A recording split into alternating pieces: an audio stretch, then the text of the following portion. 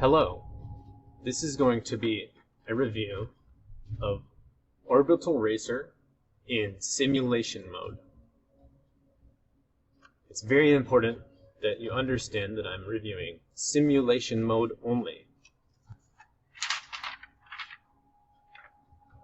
I am not a reviewer, but everyone is reviewing only action mode of Orbital Racer, and no one is reviewing simulation mode. And I feel that simulation mode is the purpose of the game of Orbital Racer, and action mode gets negative reviews because the game is clearly intended for simulation mode. There are some problems with this. Lots of people don't have an easy, good way to control a spacecraft with their computer. And lots of video games are optimized so that you can use just a keyboard and mouse, and even though the spacecraft could do more things, the gameplay is centered on the few things you can do with fewer controls. Whereas Orbital Racer has what you would consider normal controls for maybe a little racing drone, a little space drone. So a space drone could go forward and back, up and down, left and right, and it could rotate left and right, up and down, and it could rotate on the roll axis. So that means that you need 6 control axes. And a game controller only has 4, and if you count the triggers, it has 5. So what you need is either a space mouse, or to use a lot of buttons on the keyboard. And my solution was to make a 4-joystick game controller. So I have 4 axes up here, and then 1 of each on each of the back joysticks. So this joystick only needs to move up and down, and if I'm sloppy with it, it doesn't matter, so my coordination doesn't need to be that good. And this joystick only needs to move left and right, and if I'm sloppy with it, it doesn't matter, because it only needs to go somehow to the left or to the right. So it's actually not that hard to use. So I'm just going to show the game a little bit in simulation mode. And unfortunately, you won't be able to see me flying my game controller, but I do have some other videos where I show that. So another critical aspect of the gameplay is float mode, and you can see it blinking in the middle of my screen as I tap the button. In float mode, if you start to accelerate, and you let go of the accelerator, you will just continue to travel in the direction you are going. So if you turn float off, it should stop me and set me in the direction I'm pointing at. But if you turn float on, then if I point this direction, nothing happens until I press the accelerator. So here I'm pressing the accelerator, and you see I begin to turn. So this game allows you to practice first-person view space drone racing in a video game environment, and there aren't any other video games that allow for this. So although action mode is unpopular because the game is sort of a alpha development, it's kind of a small-scale project. The racetracks could use some development that would only happen over a long period of time of lots of playtesting, and it would take a lot of people participating in the gameplay in order to develop what makes a good space racing track.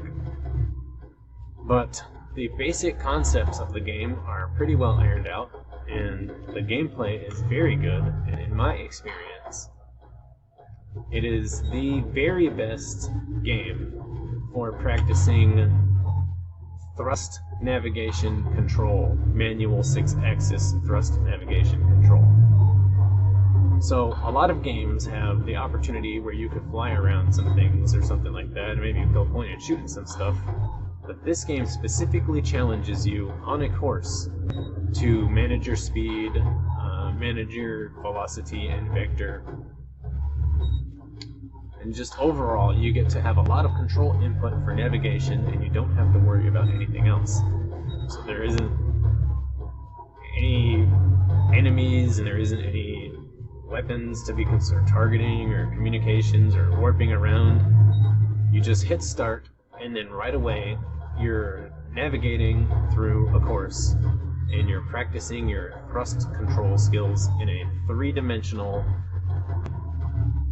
zero gravity, zero friction environment. So one of the ways that people would describe that is a Newtonian thrust physics.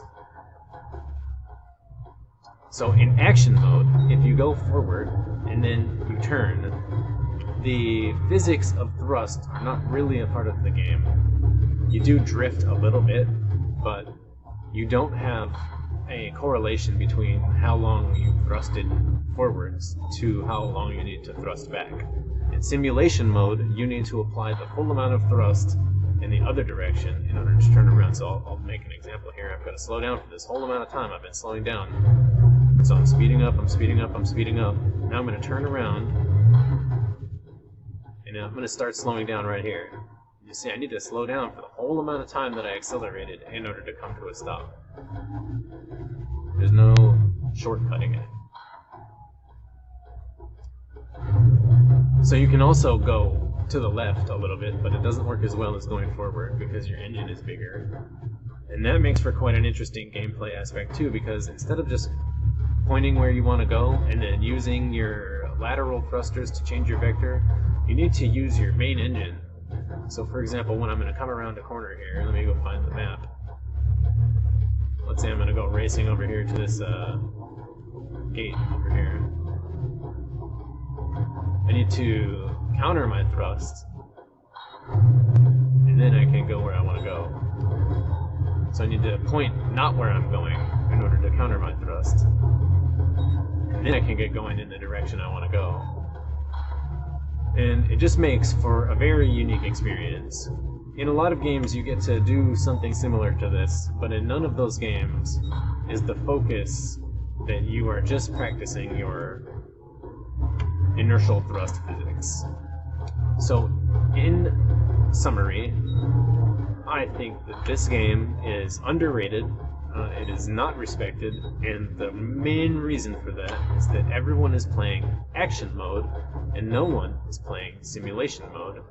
And as a side comment that's not really part of the review anymore, I'm going to argue that one of the reasons for this is that nobody has a good way to control 6-axis control, and I feel that a game controller that had 6 axes, and in this case 8, I think is better because future potential, expansion capability. As your coordination improves, you will want to use these joysticks more. But a 4-joystick game controller would be the solution to making this game accessible to everyone. Thank you.